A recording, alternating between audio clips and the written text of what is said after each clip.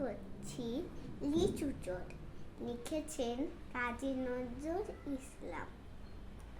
বাবুদের তাল পুকুরে, হাবুদের ডাল কুকুরে, সে কি বাস করলে তারা, বলি থাম একটু দাঁড়া।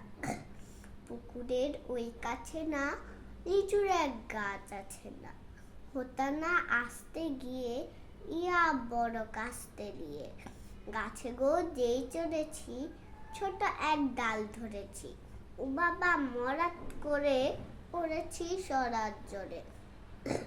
পড়বি পর মালির ঘাড়ে, সে ছিল গাছের আড়ে।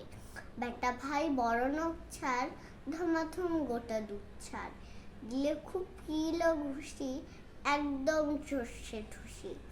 আমিও বাগিয়ে থাপুর, যে হাওয়া জাগিয়ে কাপড়।